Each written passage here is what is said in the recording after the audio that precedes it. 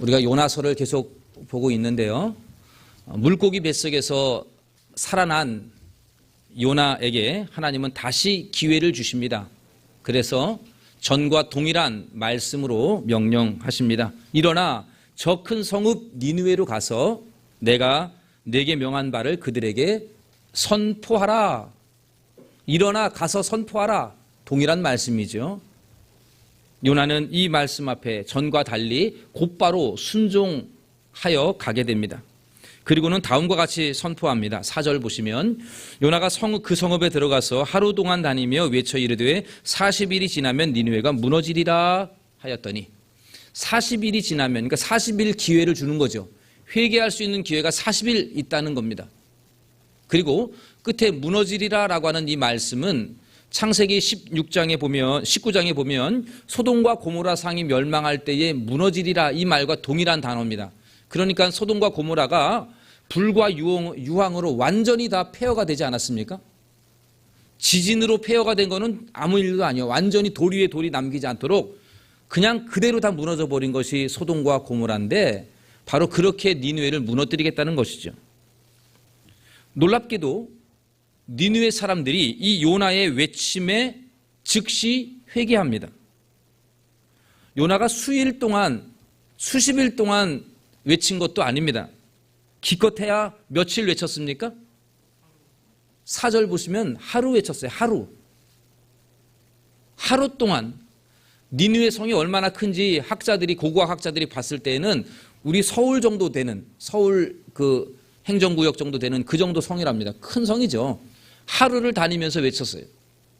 그런데도 니느웨 사람들 모두, 왕도 하나님 앞에 회개에 동참하게 됩니다. 저는 이 대목을 보면서 참 부러웠어요.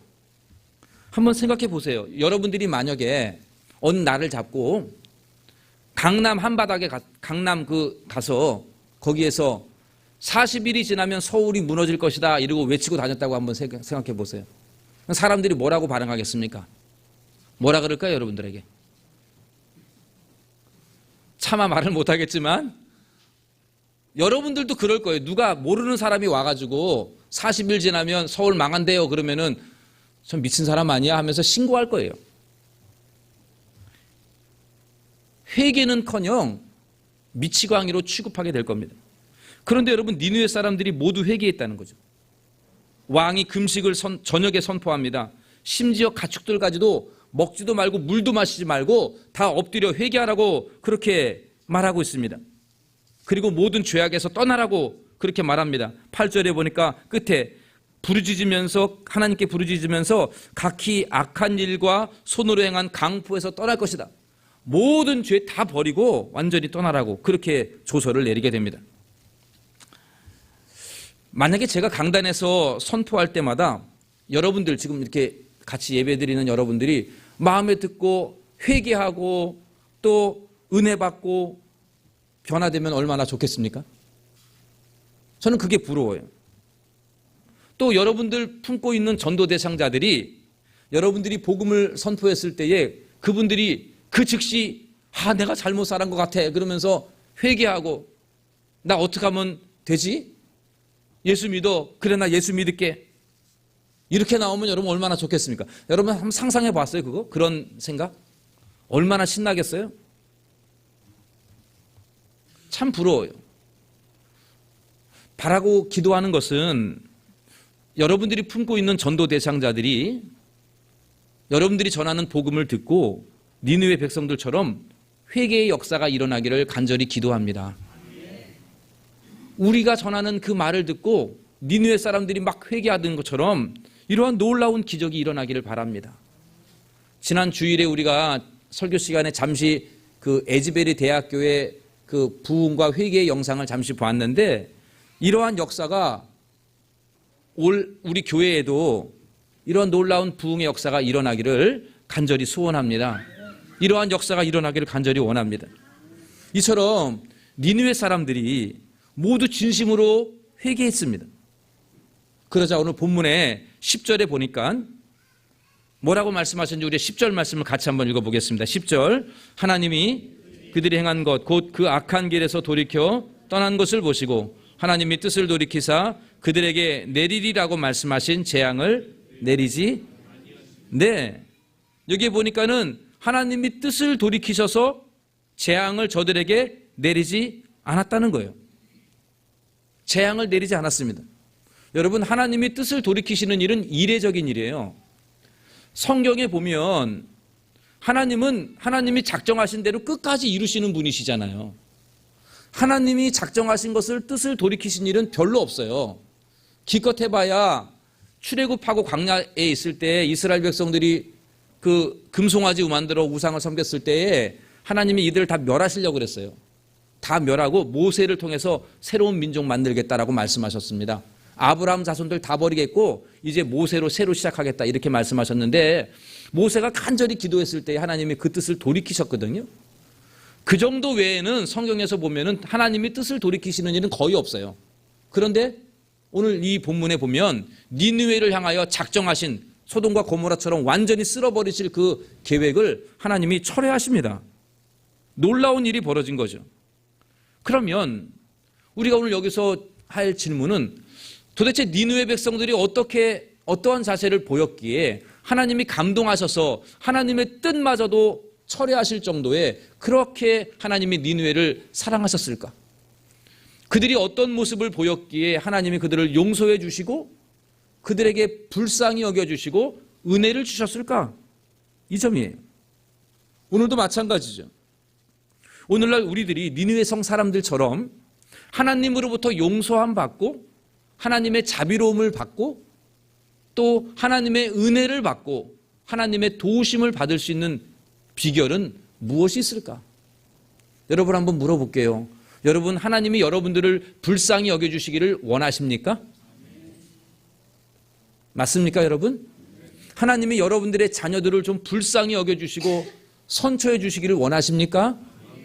하나님이 여러분들의 가정에 많은 은혜 베풀어 주시고 여러분들을 도와주시기를 원하십니까? 어떻게 하면 될까요? 어떻게 하면 그 길이 있을까?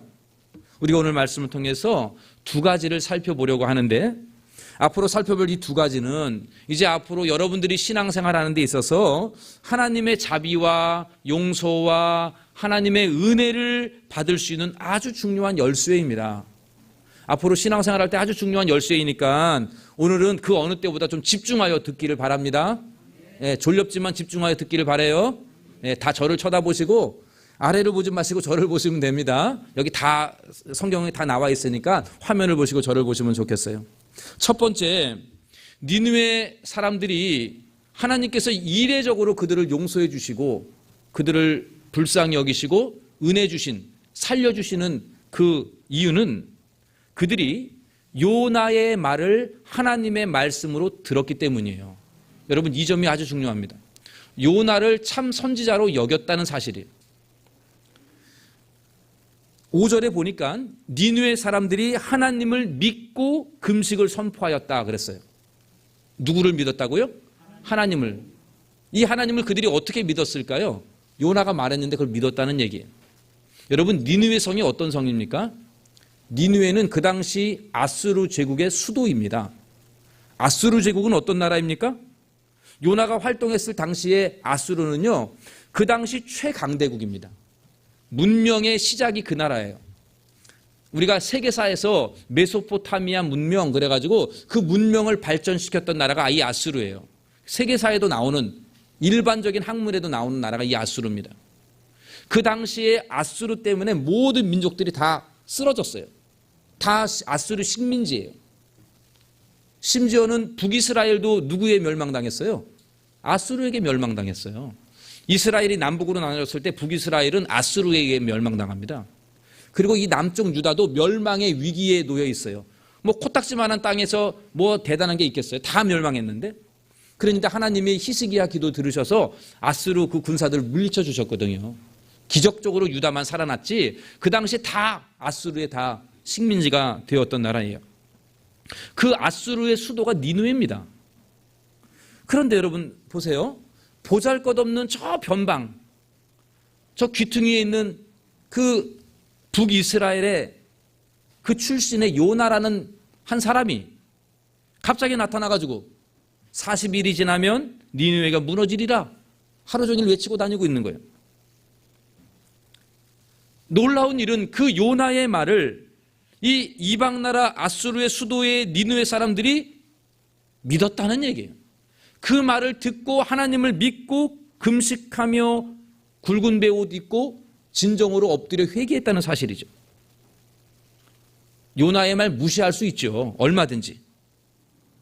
최강대국인데 그 이스라엘의 사람이 뭐가 대단하다고.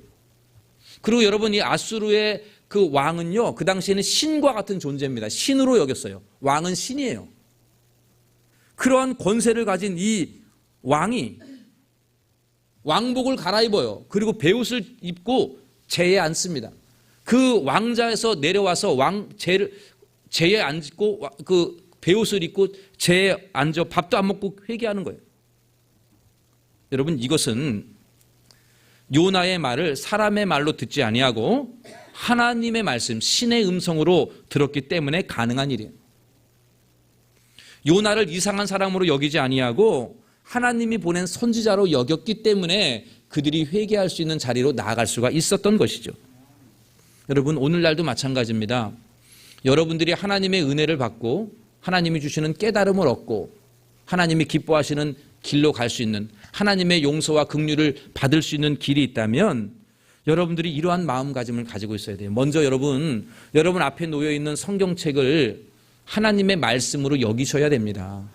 여러분, 이 책이 그냥 책이 아니라 오늘 나에게, 다른 사람도 아닌 나에게 하시는 하나님의 음성으로 여기시기를 바랍니다. 여러분이 성경을 읽을 때에 하나님이 지금 나에게 말씀하시는구나, 이렇게 들으셔야 돼요. 하나님이 나에게 음성을 들려주진 않지만 오늘 말씀을 통해서 이러한 일이 있단다, 너 이렇게 살아라 라고 나에게 하시는 음성으로 들어야만 됩니다. 또한 예배 가운데도 마찬가지예요. 우리가 개신교에서는 설교를 중요하게 여기는데 이 설교를 들을 때도 마찬가지예요. 사람이 설교하지만 강단에서 선포되어지는 이 설교의 이야기들을 사람의 말로 듣지 말고 나에게 하는 하나님의 말씀으로 여기고 듣게 될 때에 여러분들은 다른 사람이 경험하지 못하는 놀라운 은혜와 자비와 긍휼을 하나님으로부터 받을 수가 있는 것입니다. 여러분, 오해하지 마세요. 저를 하나님으로 여기라는 뜻이 아니에요. 저를 선지자로 여기라는 말도 아닙니다. 그렇게 되면 제가 사이비 교주가 돼버리는 거예요. 여러분들도 이단에 빠지는 것입니다. 그게 아니고 제가 말씀을 드리는 것은 설교하는 사람이 중요한 게 아니라 설교되어지는 말씀이 중요하다는 거예요. 여러분, 니느웨 백성들이 요나가 하나님이 아니고 요나의 입에서 나오는 말이 하나님의 음성으로 들은 거예요. 40일이 지나면 이 성이 무너지리라. 이 말을 하나님이 우리에게 하는 말씀으로 왕과 모든 그 성사람들이 들었던 거죠. 여러분, 우리 모두가 성경을 읽을 때에, 말씀을 들을 때에 그냥 누가 하는 이야기구나, 강의하는구나 이렇게 듣지 마시고 하나님이 나에게 말씀하시는구나 이렇게 듣는 여러분들이 되기를 바랍니다. 그럴 때 여러분들에게 다른 사람들은 깨닫지 못하는 놀라운 은혜의 말씀이 깨달아지게 되고 놀라운 진리와 삶의 해답과 축복의 열쇠를 발견하게 될 줄로 믿으시기를 바랍니다. 둘째로, 니느웨 성 사람들이 하나님의 용서함을 받고 은혜를 받을 수 있었던 것은 겸손하게 엎드렸기 때문이에요. 겸손하게. 오늘 본문 9절에 보면 이 니느웨 성 왕이 백성들에게 내리는 조서의 내용을 한번 보겠습니다. 9절 같이 읽어보겠습니다. 하나님이 뜻을 돌이키시고 그 진노를 그렇지 않을 줄을 누가 알겠느냐 한지라. 아멘. 여러분, 우리가 신앙생활 하다 보면 잠시 오해하고 착각하는 것이 있어요. 그건 뭐냐면 내가 하나님을 좀 아는 것처럼 여길 때가 있어요. 쉽게 말해서 이렇게 얘기하는 거죠. 열심히 신앙생활 해봐. 그러면 하나님이 반드시 복 주실 거야. 내가 이렇게 살았더니 하나님이 나에게 이렇게 복 주셨어. 이러한 대화들을 우리가 많이 하죠. 근데 여러분, 이 대화가 잘못된 대화는 아닌데 이러한 대화 가운데는 위험 요소가 숨겨져 있어요.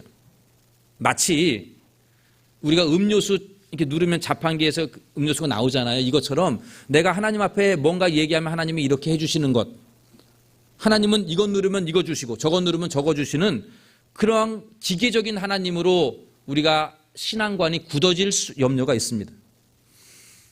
여러분, 우리 하나님은요, 여러분들의 생각을, 인간의 생각을 훨씬 뛰어넘는 분이십니다. 여러분들이 이해하는 것 그 이상의 깊으신 분이셔요. 여러분들이 하나님을 다 알 수 없습니다. 하나님은 인간의 생각 넘어서 자유하시는 분이십니다. 자유하시는 분. 오늘 본문에도 마찬가지예요. 하나님은 저와 여러분들이 진심으로 회개한다고 해서 무조건 용서가 자동적으로 오는 게 아니에요. 인간이 회개하면 반드시 용서해 주신다? 공식이 없어요. 하나님에게는 공식이 없어요. 우리가 하나님 앞에 예배를 드린다고 해서 하나님이 그 예배를 다 기뻐 받으신다? 말할 수 없어요. 여러분들이 하나님 앞에 전심으로 기도한다고 해서 하나님이 다 응답하신다? 반드시 응답하신다? 라고 장담할 수 없습니다. 정확하게 말하면 여러분들이 하나님 앞에 예배를 드릴 때 그 예배를 하나님이 기쁘게 받으실지를 누가 알겠느냐인 거예요. 오늘 우리가 하나님 앞에 예배를 드리죠. 이 예배를 하나님이 받으실지 안 받으실지는 우리가 선택할 여지가 없는 거예요. 하나님의 손에 달려있는 겁니다. 여러분들이 기도했습니다. 오늘도 와서 기도하셨죠? 이 기도가 응답되어질지 안 응답되어질지는 여러분들의 뜻이 아니라, 여러분들의 기대가 아니라 하나님의 손에 달려있다는 사실이에요. 여러분들에게 하나님이 여러분들의 예배를 기쁘게 받으실지, 기도에 응답하실지 여러분들의 태도에 달려있지 아니하고 하나님의 뜻과 하나님의 결정에 달려 있습니다. 그저 우리가 할 수 있는 일은 성경에 가르친 대로 하나님의 말씀대로 예배하고 기도하고 악을 행하지 아니하고 성도를 사랑하고 하는 것뿐입니다. 나에게 주어진 사명 힘있게 감당할 뿐입니다. 하나님이 그 예배를 받으시고 기도에 응답하시고 나의 모든 수고에 놀랍게 축복해 주실 것은 그건 하나님의 손에 달려있지 내가 그렇게 했으니까 하나님이 그렇게 주실 것이야 라고 말할 수 없다는 사실이에요. 그래서 오늘 본문 9절에 왕의 조서가 끝에 그렇게 되어 있잖아요. 우리가 하나님 앞에 진심으로 회개하면 하나님이 우리를 용서하실는지 누가 알겠느냐. 왕은 우리가 회개하면 하나님 용서하실 거야, 반드시 용서하실 거야, 그러니 회개하자 이렇게 말하지 않아요. 우리가 이렇게 엎드려 회개하면 하나님이 우리를 용서하여 주실 줄 어떻게 알겠느냐, 한번 우리가 해보자. 이게 바로 겸손이에요. 그게 겸손이에요. 요엘 선지자도 이스라엘 백성들에게 회개를 호소하면서 요엘서 2장 13절 14절에 다음과 같이 말씀하셨습니다. 제가 한번 읽어볼 테니까 여러분들 화면을 한번 보십시오. 너희는 옷을 찢지 말고 마음을 찢고 너희 하나님 여호와께로 돌아올지어다. 그는 은혜로우시며 자비로우시며 노하기를 더디하시며 인애가 크시사 뜻을 돌이켜 재앙을 내리지 아니하시나니 주께서 혹시 마음과 뜻을 돌이키시고 그 뒤에 복을 내리사 너희 하나님 여호와께 소제와 전제를 드리게 하지 아니하실는지 누가 알겠느냐. 쉽게 말하면 우리가 전심으로 회개하고 돌아서면 하나님이 뜻을 돌이키셔서 우리로 하여금 제사 드리게 허락하실지 누가 알겠느냐. 이것이 겸손의 고백이에요. 그렇습니다. 우리는 하나님을 다 이해할 수 없어요. 하나님의 뜻을 다 미리 내다볼 수 없습니다. 그저 우리는 성경의 가르침 따라 하나님이 기뻐하시는 삶을 살 뿐입니다. 그러면 혹시라도 우리의 모습을 보시고 혹시 하나님이 우리를 불쌍히 여겨주실런지 누가 알겠습니까? 전적인 하나님의 뜻에 맡기고 나는 하나님이 기뻐하신 일을 하는 것뿐이에요. 신앙생활 하다가 간혹 가다가 시험에 들고 낙심하고 믿음을 저버리는 경우들이 있습니다. 대부분 내가 이렇게 하면 하나님이 이렇게 주실 것이다 라고 하는 그 기대가 충족되지 않았기 때문에 그런 거예요. 분명히 하나님이 나에게 이걸 주셔야 되는데 안 주시면 그때 우리는 실망하고 시험에 들고 좌절하고 시리에 빠지게 돼요. 그건 교만이에요. 주실 수 있는 분은 하나님이, 거두어 가실 수 있는 분도 하나님이세요. 응답하실 수 있는 결정은 하나님이 하시는 것이지 내가 이렇게 기도했기 때문에 반드시 응답하실 것이다. 그건 우리의 그냥 하나의 믿음 바람일 뿐이에요. 겸손의 기도는 내가 하나님 앞에 할 뿐이고 하나님이 주시든 안 주시든 그건 하나님의 손에 맡기는 거예요. 다윗이 밧세바와 간음하여 아기를 낳았어요. 하나님이 그 아기를 치셨죠. 죽을 병에 들었어요. 그 갓난아기가 병에 들었어요. 다윗이 왕복을 벗고 엎드려 금식하며 기도합니다. 근데 아기가 죽었어요. 다윗이 다시 일어나서 하는 말이, 내가 혹시 이렇게 기도하면 하나님이 나를 불쌍히 여겨서 이 아이를 살릴 줄 누가 알겠느냐. 근데 하나님이 데려가셨으니 이제 나는 다 됐다, 이제 끝났다 하면서 다시 왕위로 복귀를 합니다. 하나님 안 들어주셨다고 원망하는 것이 아니라 하나님이 들어주지 않아도 다시 그 자리로 복귀하는 거죠. 사랑하는 동대문 중앙교회 성도 여러분, 우리가 믿는 하나님은 우리에게 은혜를 베푸실 수도 있고 안 주실 수도 있어요. 여러분들의 기도에 응답하실 수 있고 안 하실 수도 있습니다. 내 기대에 하나님이 부응하지 않는다 하셔서 실망하거나 좌절하는 것은 교만이에요. 늘 겸손히 하나님 앞에 구하시기를 바랍니다. 다니엘의 세 친구처럼 하나님이 내가 이 풀무불 속에 들어갔을 때 건져내실 것이다. 그리 하지 아니하실지라도, 하나님이 그렇게 하지 아니하실지라도 나는 하나님을 부인할 수 없다. 우리 하나님은 나를 건져내 주시지 않을 수도 있어요. 여러분, 겸손해지셔야 돼요.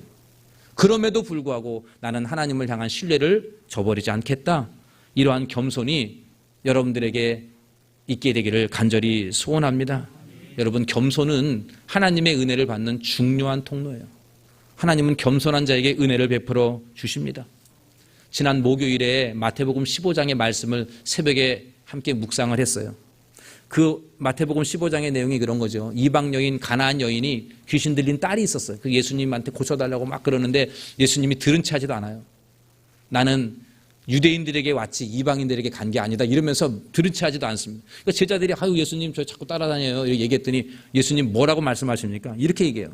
자녀에게 떡을 취하여 개들에게 던짐이 마땅하지 않다 이렇게 얘기하세요. 여러분, 얼마나 자존심 상하는 말이에요? 유대인들에게 줄 떡을 가나안인에게 주지 않겠다는 얘기예요. 저 개와 같은 사람들에게 안 주겠다는 얘기예요. 그때 이 가나안 여인이 듣고 분노하지 않아요. 그리고 뭐라고 얘기합니까? 주여 올소이다마는 개들도 제 주인의 상에서 떨어지는 부스러기를 먹나이다. 주님, 맞아요. 우리는 개와 같은 존재들이에요. 그러나 우리는 부스러기도 먹을 수 있잖아요. 개들도 주인이 남은 음식들 그 찌꺼기 먹는데 그런 거라도 좀 나에게 달라고 그렇게 기도해요. 여러분, 이게 겸손이 아니고 뭐겠습니까? 하나님께서 여러분들의 기도에 응답 안 해주신다고 하나님이 도대체 있는 거야 없는 거야? 내가 이렇게 신앙생활했는데, 내가 이렇게 헌신하고 봉사했는데 도대체 하나님은 나에게 뭐 해주시는 거야? 이거는 교만이죠. 하나님은 내가 누르면 주시는 분이 아니에요. 자동 판매기가 아닙니다. 하나님의 주권 앞에 우리 모두가 겸손하시기를 바랍니다. 예수님의 친동생인 야고보가 야고보서를 씁니다. 화면에 보시면 야고보서 4장 6절에 다음과 같이 야고보 사도가 고백을 합니다. 같이 한번 읽어봅시다. 그러나 더욱 큰 은혜를 주시나니 일러스되 하나님이 교만한 자를 물리치시고 겸손한 자에게, 아멘, 교만한 자를 물리치시는 하나님, 겸손한 자에게 은혜 베풀어 주시는 하나님이셔요. 바라기는 우리 모두가 하나님 앞에 철저히 겸손해지시기를 바랍니다. 여러분, 하나님 은혜 아니면 살 수 없잖아요. 하나님이 하루하루 도와주지 않으면 우리 가족 살 수 없는 것 아닙니까? 우리 동대문 중앙교회가 하나님의 은혜가 메말라 버리면 우리 교회는 시들어 버리고 말 것이에요. 하나님의 은혜가 절실히 필요합니다. 그 은혜는 겸손한 자에게 베푸신다는 사실 꼭 명심하셔서 하나님 앞에 겸손히 나아가시기를 간절히 원합니다. 그러면 우리 동대문 중앙교회 혹시 하나님이 은혜 베풀어 주실 줄 누가 알겠습니까? 우리가 겸손히 나가면 하나님이 혹시 여러분들의 기도에 기적적으로 응답하실지 누가 알겠습니까? 우리 모두가 겸손한 마음으로 하나님 앞에 간절히 매달라서 니느웨 성 사람들이 놀랍게 회개하고 하나님께서 이례적으로 뜻을 돌이키시는 이 기적의 역사가 우리 교회도 일어나기를 간절히 소원합니다. 말씀을 정리해 보겠습니다. 니느웨는 원래 이방 민족들이에요. 개와 같은 존재들이에요. 문명국가라고 의시되고 살았어요. 모든 민족이 다 그들 앞에 쓰러졌습니다. 니느웨의 왕은 신이에요, 신. 그러한 그 니느웨, 그러나 하나님이 보시기에는 악독이 가득한 민족이에요. 가만둘 수 없습니다. 그때 하나님은 다시 한번 그들에게 기회를 줘요. 요나를 보냅니다. 그런데 이 니느웨 사람들은 그 요나를 미치광이의 헛소리로 듣지 아니하고 신의 음성으로 들어요. 그 말을 신의 음성으로 듣습니다. 그리고 겸손히 우리가 회개하면 하나님이 혹시 우리를 들어줄지, 그 진노에서 그 심판을 안 하실지 누가 알겠느냐, 한번 우리 엎드려 보자. 그렇게 겸손히 나아갑니다. 하나님은 그들의 진정을 보시고 소돔과 고모라처럼 멸하지 아니하시고 그들을 살려주셨습니다. 사랑하는 성도 여러분, 오늘 여러분들에게 주시는 말씀 하나님의 음성으로 들으시기를 바랍니다. 나를 향한 하나님의 음성으로 들으시기를 바라요. 그냥 성경에 있는 책이구나, 그냥 사람이 말하는 거나 이렇게 듣지 마시고 그 가운데에 하나님이 나에게 하는 말씀이 있구나, 그렇게 열린 마음으로 들으시기를 바랍니다. 또한 하나님 앞에 겸손히 엎드리시기를 바랍니다.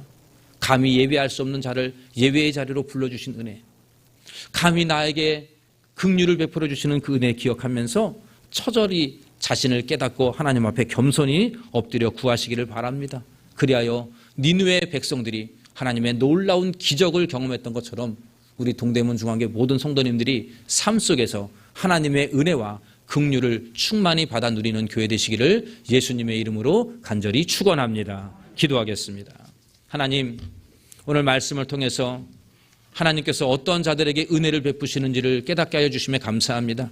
수도 없이 성경의 말씀을 듣고 읽지만 주님, 우리가 그 말씀을 마음으로 받아들이지 아니하고 열린 마음으로, 열린 눈으로 보지 아니하고 그저 죽어있는 말씀으로 생각했기에 우리가 은혜가 적었음을 봅니다. 하나님, 용서하여 주시고 우리의 마음의 문을 열어주시고 귀를 열어주시고 눈을 열어주시어서 성경의 말씀들이 나를 향한, 그 누구보다 나를 향한 하나님의 음성으로 들을 수 있도록 역사하여 주시옵소서. 아버지, 겸손히 주님 앞에 나아갑니다. 감히 하나님을 함부로 재단하지 않게 하시고 높고 넓으신 하나님의 그 뜻 앞에 겸손히 그저 긍휼만 바라는 저희들의 기도가 되게 하여 주옵소서. 아버지, 겸손한 자에게 은혜 베풀어 주신다라고 했는데 우리 동대문 중앙교회 모든 성도님들 하나님 은혜 베풀어 주시기를 간절히 원합니다. 불쌍히 여겨주시기를 원합니다. 아버지, 놀라운 기적의 역사들이 우리 각 가정들의 삶 속에 충만히 나타나지게 하여 주시옵소서. 이 모든 말씀 예수님의 이름으로 기도하옵나이다. 아멘. 준비하신 예물 드리겠습니다.